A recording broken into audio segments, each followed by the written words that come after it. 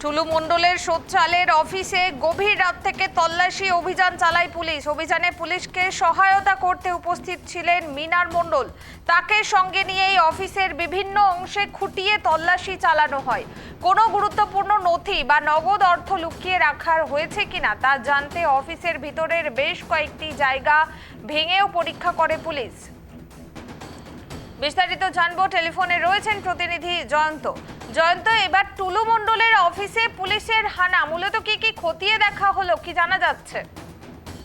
একেবারে পুনমি, তুমি যেমনটা বললে, গত দুদিন ধরে কিন্তু টুলু মণ্ডলের যে সমস্ত অফিসগুলি রয়েছে এবং তার যে সমস্ত বাড়িগুলি রয়েছে, এছাড়া তার যে গোডাউনগুলি রয়েছে, সব জায়গাতেই কিন্তু বীরভূম পুলিশের তরফ থেকে কিন্তু হানা দেওয়া হয়েছিল এবং সেখান থেকে বেশ কিছু নথি উদ্ধার হয়েছিল এবং কোথাও কোথাও বেশ কিছু গুরুত্বপূর্ণ যে নথি সেগুলোকেও পাওয়া গেছে এবং প্রত্যেকটি জায়গা কিন্তু পুলিশের তরফ থেকে কিন্তু সিল করে দেওয়া হচ্ছে।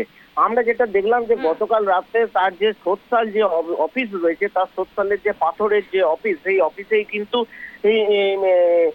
তার যে আত্মীয়, তাকে নিয়েই কিন্তু পুলিশে হানা দিচ্ছে। তোমাকে জানিয়ে রাখি, যার বাড়িতে এই 28,50,00,000 টাকা এবং 15 গ্রাম সোনা পাওয়া গেছিল, যে মিনার মণ্ডল, তাকে নিয়েই দেখা যাচ্ছে পুলিশ কিন্তু তার যে অফিস, সোৎসালের অফিস, সেখানে কিন্তু হানা দেয়।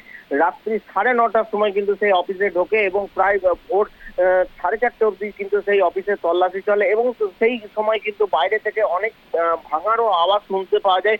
মূলত যেটা পুলিশের তরফ থেকে যেটা জানা যাচ্ছিল যে এই মিনার মণ্ডলকে জিজ্ঞাসা করে বেশ কিছু দেওয়াল, অফিসের দেওয়াল ভাঙা হয়েছে, সেখানেও কিছু নথি লুকিয়ে আছে কিনা সেগুলো পুলিশ কিন্তু তদন্ত করছিল। কিন্তু পুলিশের তরফ থেকে আমরা যেটা জানতে পারছি যে সেখান থেকে কিন্তু কোনো নথি বা সেরকম কিছু কিন্তু উদ্ধার হয়নি, এমনটাই কিন্তু আমরা জানতে পেরেছি। বেশ, ধন্যবাদ জয়ন্ত। অর্থাৎ মিনার মণ্ডলের বাড়ি থেকে, টুলু মণ্ডলের ঘনিষ্ঠ আত্মীয় মিনার মণ্ডলের বাড়ি থেকে কোটি কোটি টাকা ও কেজি কেজি সোনা উদ্ধারের ঘটনার পর এবার টুলু মণ্ডলের সোৎসালের অফিসে ম্যারাথন তল্লাশি চালালো পুলিশ। গভীর রাত থেকে ভোর পর্যন্ত তল্লাশি চলে এবং শেষ পর্যন্ত সেই অফিস সিল করে দিয়েছে পুলিশ। মিনার মণ্ডলকে সঙ্গে নিয়েই এদিন তল্লাশি চালায় পুলিশ।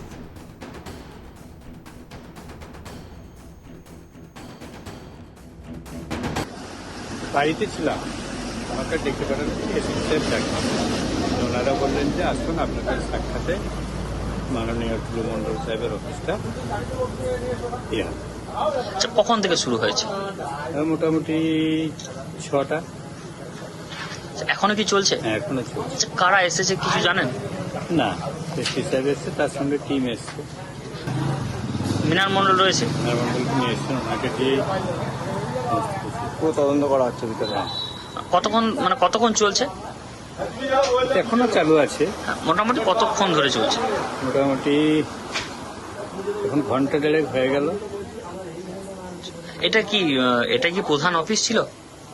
হ্যাঁ, আমরা আপাতত জানি লোকালে যে এটাই এর বাইরে কোথায় আছে সেটা আমাদের।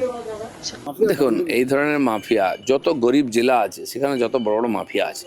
পশ্চিমবাংলা যে পিছিয়ে আছে, কিছু জেলা যে গরিব আছে, তার কারণ হচ্ছে ওখানকার সম্পদকে লুট করেছে কিছু লোক এবং সরকারি সহায়তায় করেছে।